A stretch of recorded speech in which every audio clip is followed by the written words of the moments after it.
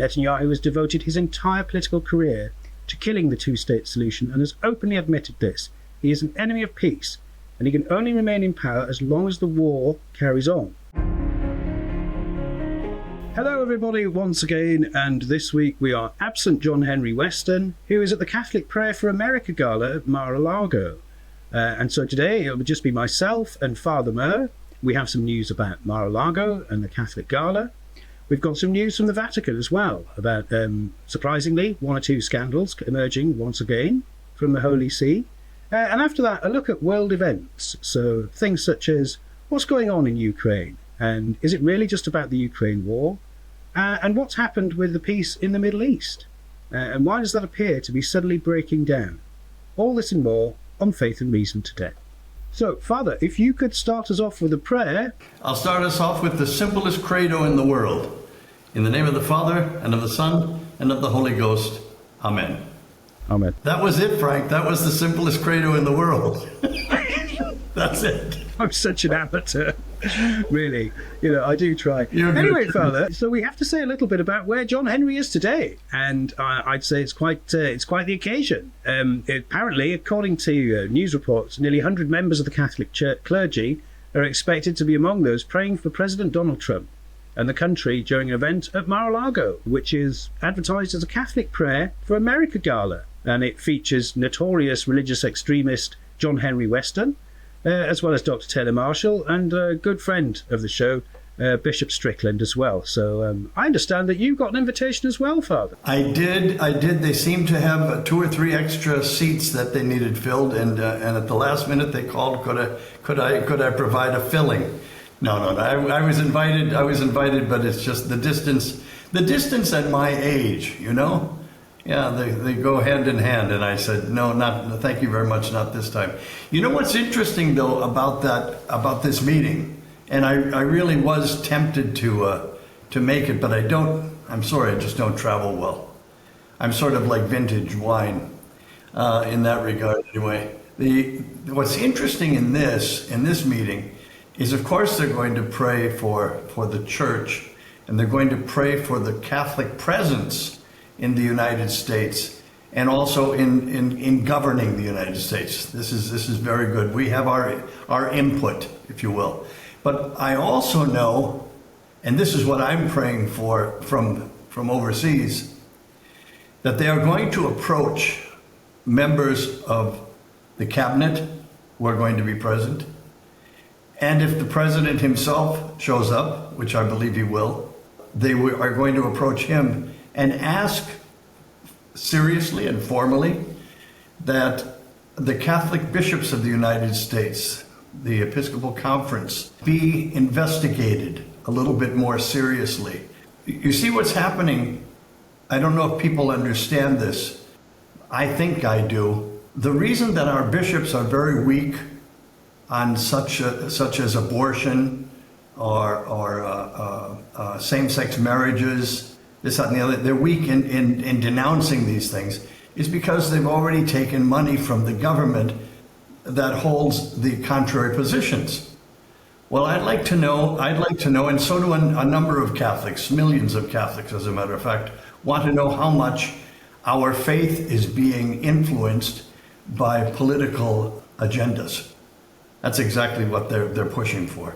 And I think they're going to get that. Our bishops seem to be a little bit ill at ease.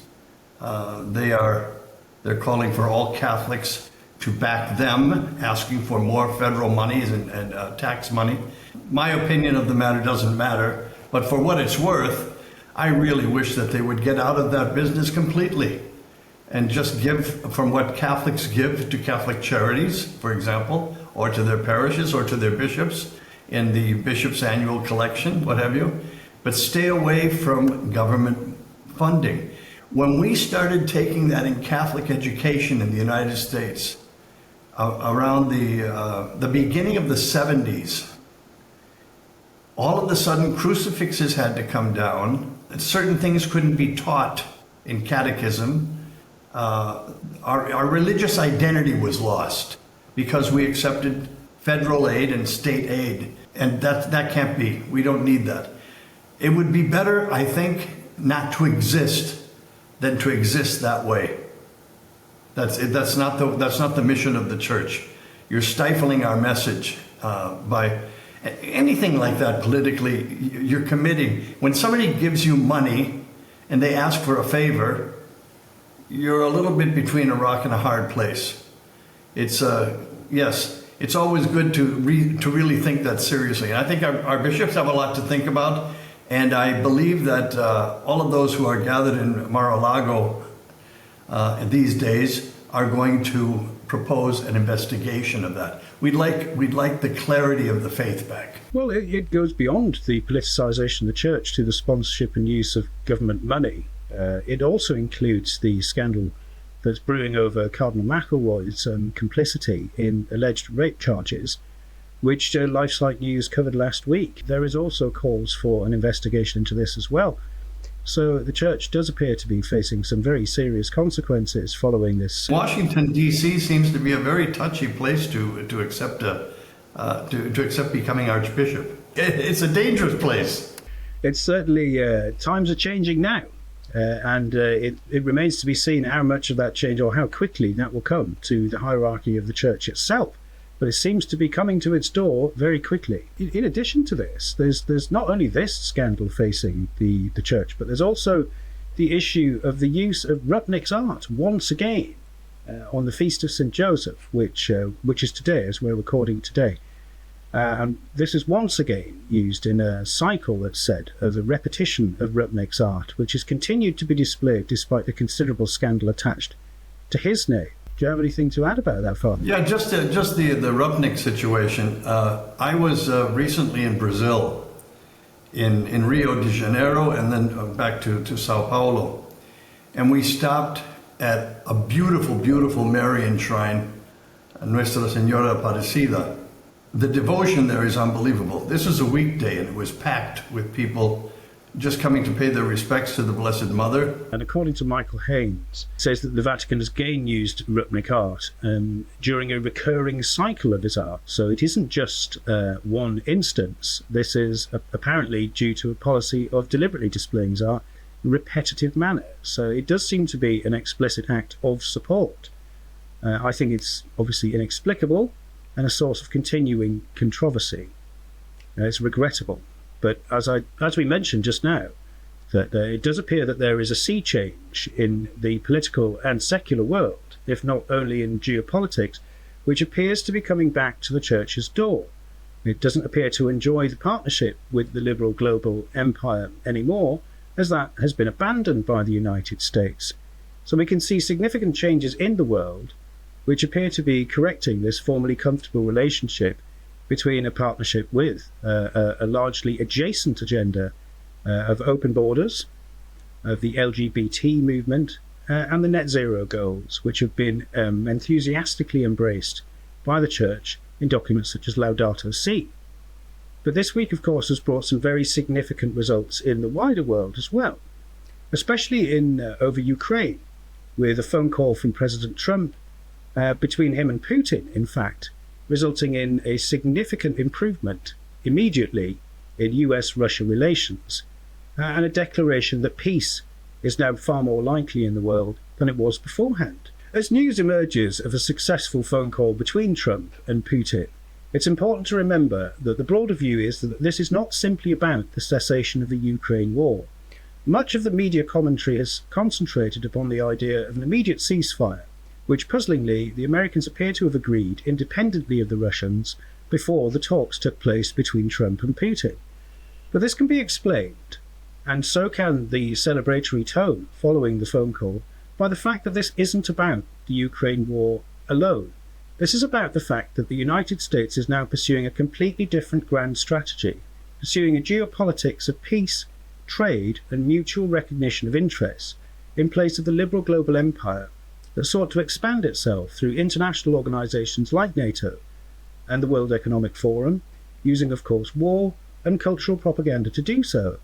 So what the Trump administration is now doing is a break with perhaps the past 70 years of United States grand strategy, and it signals an enormous shift, which is the reason why, in addition, the projects such as USAID or USAID have overnight changed from grand strategy and the attempt to export a global culture worldwide to corruption, because the United States national interest is no longer interested in a global empire, and it has turned away from all the architecture that served that ambition. This is the reason why these enterprises are now described as a waste of money, because of course they were bankrupting the United States as well.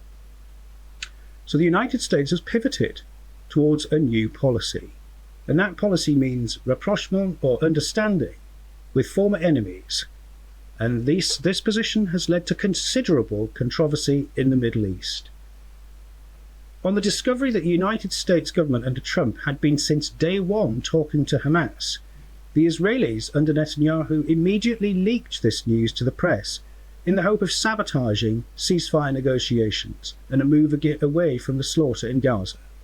This is the reason that the ceasefire has now been broken down, as the Israelis resumed airstrikes 2 days ago. Massive strikes have resumed on Gaza, with the Israeli press, only in Hebrew, reporting that Netanyahu and his inner circle were enraged at the news that the United States was independently pursuing a pathway to peace without the knowledge of the Israeli Prime Minister. Upon hearing about this, the Israeli Prime Minister Benjamin Netanyahu and his envoy Ron Dermer immediately set about, according to a report in Yediot Aharonot in Hebrew, trying to sabotage the peace process, and it appears that they have had some success in doing so, in launching these airstrikes. Whilst many commentators say, with some justification, that the enormous influence of the Zionist lobby in the United States government and in its Congress and Senate means that Donald Trump must be in the pocket of the Israelis, the Hebrew-only press from Israel tells a different story. It says that the Israeli government is enraged by the independent moves towards peace and has done its utmost to sabotage them. So rather than being in the pocket of the Israelis, it would appear that Donald Trump's sincere moves towards resolving the 70-year crisis in the Middle East around Israel has simply resulted in a severe enmity between himself and the number one recipient of US aid over the last 7 decades. This is a significant moment in US-Israel relations, as this tension has not been seen since the assassination of President Kennedy, who was the last president to issue any kind of ultimatum to the Israelis. And of course his brother, Robert, was the last US Attorney General to threaten to have their lobby registered as a foreign agent. Despite the fact that Israel's lobby is enormously influential, it to this day has not been registered as a foreign agent. And this week Candace Owens did a very interesting interview that LifeSite reported on that explained why. Basically, Candace said, because Kennedy got shot. And then what happened was he was shot. So he literally, they were writing him letters. You can find this. This is all this is available information. And he was like, you need to register, you need to register, you need to register. And then we told you to register. Why are you not registering? This makes no sense. And then AIPAC got lucky because he got shot and killed. What also you could So they are the reason why I'm bringing this up is not to further conspiracy theories. Country? They're the only country that's allowed to lobby Americans that are not registered under the FAR Act. Frank, can you tell us a little bit about what's happening inside Israel? If you read the Israeli press, the Hebrew language press, if you pay close attention to what the Israelis are saying, a very different picture emerges. Far from being an omnipotent presence who pulls the strings of governments internationally, Benjamin Netanyahu is surrounded by crisis. His inner circle is shrinking. He's currently trying to remove the head of what's effectively the Israeli FBI, which is called Shin Bet. He's trying to get rid of the head of the Israeli security service because they're investigating him, because he's implicated in an enormous scandal called Qatargate, which involves him having taken money personally and to his associates over the past 13 years, involving him paying Hamas with Qatari money by telling his agents to cross the border into Gaza with suitcases full of US dollars. This is an enormous scandal that threatens to bring him down, amidst other scandals about him perverting the judiciary, and the Attorney General of Israel is about to tell him that he's destroying Israel's democracy. Reports also come from other Israeli sources, again in Hebrew, some in English, saying that Israel now stands on the brink of civil war, with the country roughly divided, around 50-50, between people who support Benjamin Netanyahu broadly or fanatically, and people who are concerned that he is driving it into the abyss, as some say. 2 years ago, the former chief of Mossad, a man called Tamir Pardo, warned the world that Benjamin Netanyahu was leading Israel into self-destruction.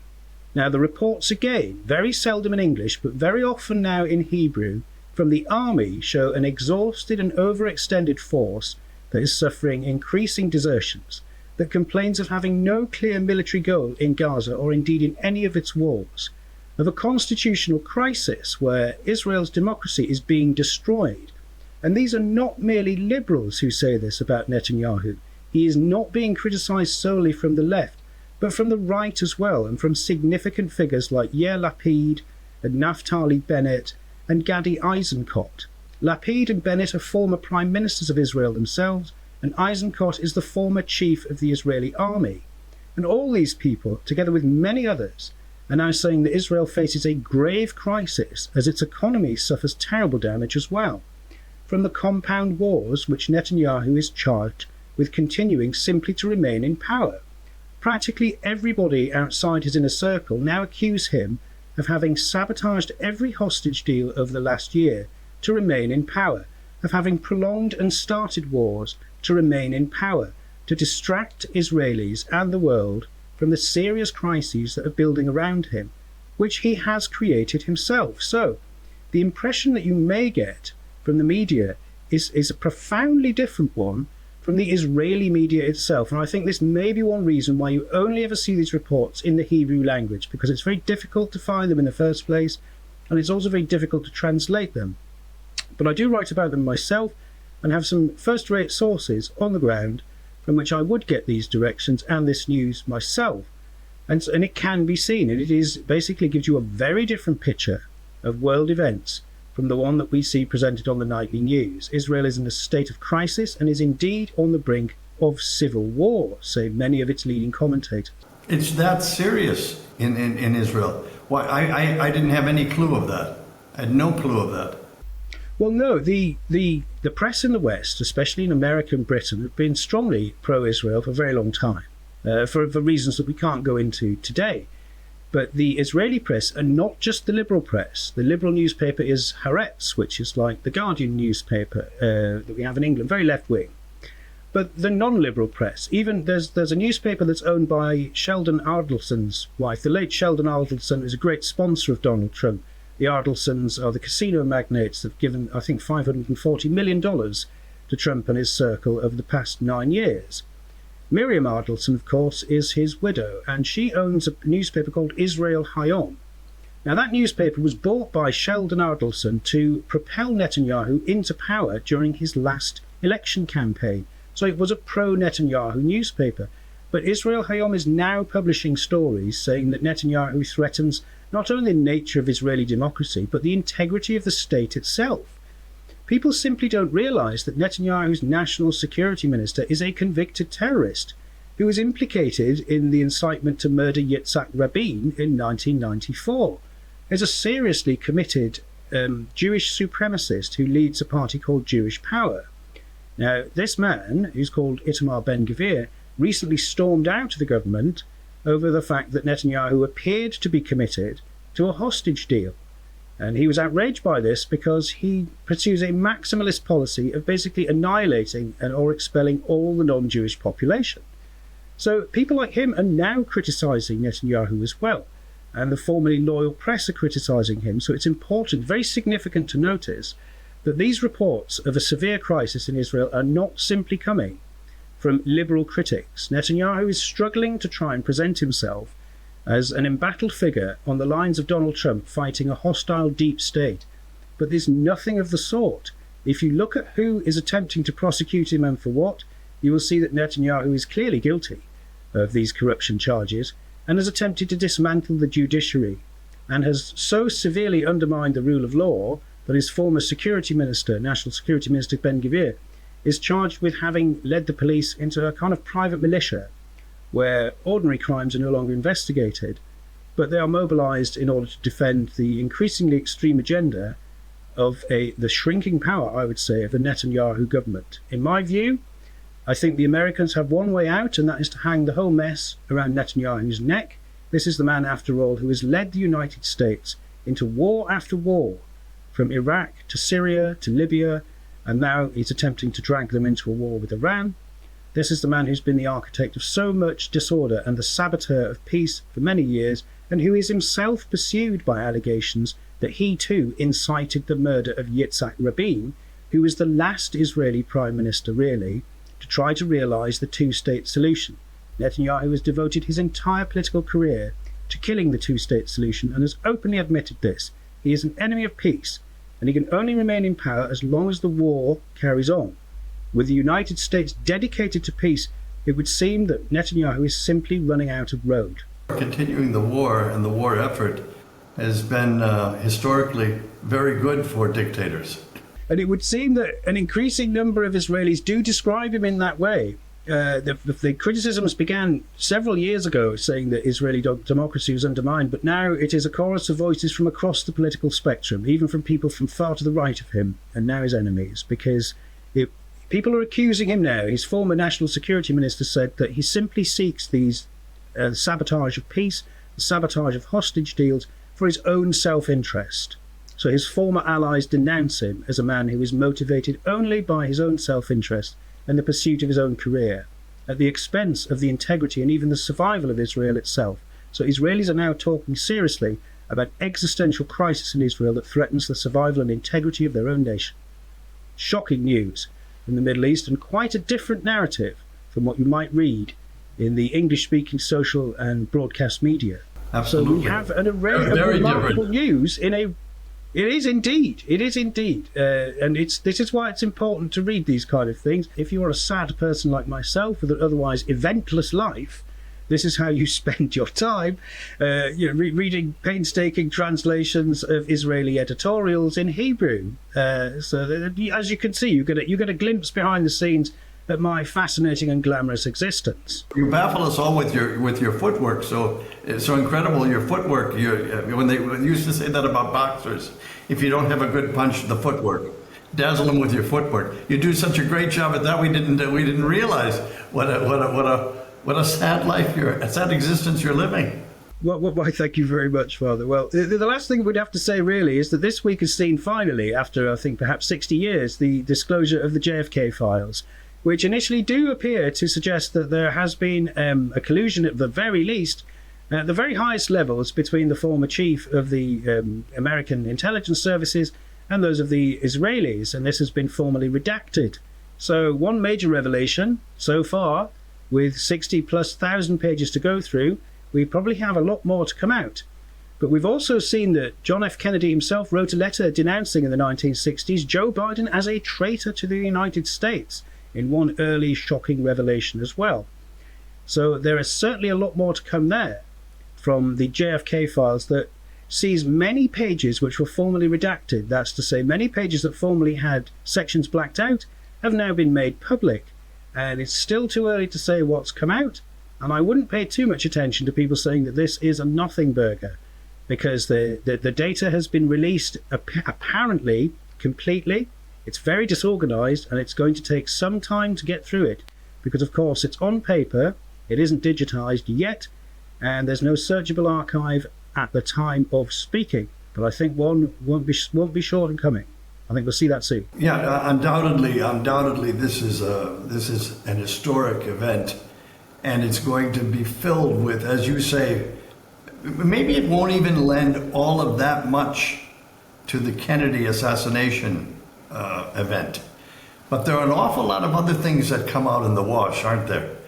Things that we would call secondary, but they're not so secondary. In the light of history, they're very important events.